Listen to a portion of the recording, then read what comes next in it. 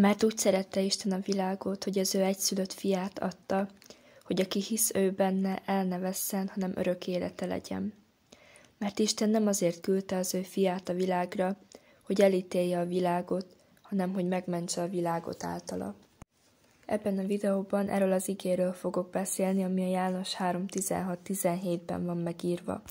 És először is szeretném feltenni azt a kérdést, hogy miért is kellett a világnak megváltás és szabadítás. Amikor Isten megteremtette az embert, Ádámot és Évát, megadott nekik mindent, amit csak akartak, viszont egy dolgot nem engedett meg. Azt mondta Isten, hogy nem ehetnek a jó és a rossz tudásának fájáról. Ám az ember bűnbe esett, és engedetlenkedett Istennek, és mégis evett erről a fáról.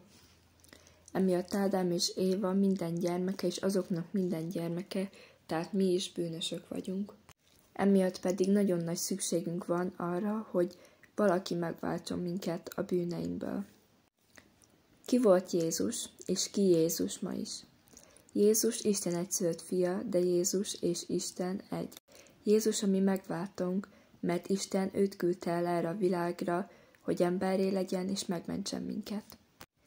Jézus teljes mértékben Isten, mert csak így tudhatott minket megváltani bűneinkből, de teljes mértékben ember, amikor a földön szolgált, mert a mi bűneinket csak egy úgymond ember által lehetett megváltani.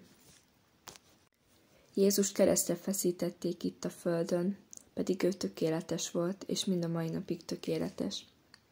Most fent van a mindenható Atya Isten jobbján, és majd a végső ítéletkor elítél mindenkit. Hogy igen, bűnösök vagyunk, de Jézus Krisztus által van szabadítás, és ő képes megváltani minket minden bűnünkből.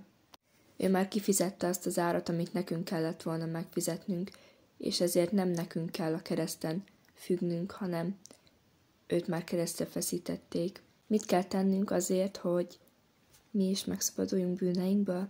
El kell fogadnunk Jézus Krisztust, mint a mi megváltónkat.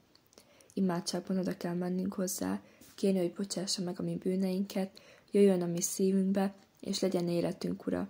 Neki kell szentelnünk egész életünket. És ha megtérünk, ezután a Szentlélek fog bennünk munkálkodni, és meg fogja változtatni a lelkünk és az életünket, ezáltal pedig Isten gyermekei lehetünk. A Biblia nem azt írja le, hogy hogyan érdemelhetjük ki a szabadításunk, hanem hogy Jézus mit tett azért, hogy szabadításunk legyen. Tehát mi az örömhír? Az örömhír az az evangélium, amit Isten tett Jézus által, hogy a mi szabadításunk biztos legyen, és hogy biztosan legyen örök életünk vele fent a mennyországban. Ezért add át neki az életedet még ma. Mert úgy szerette Isten a világot, hogy az ő egyszülött fiát adta, hogy aki hisz ő benne, el ne vesszen, hanem örök élete legyen.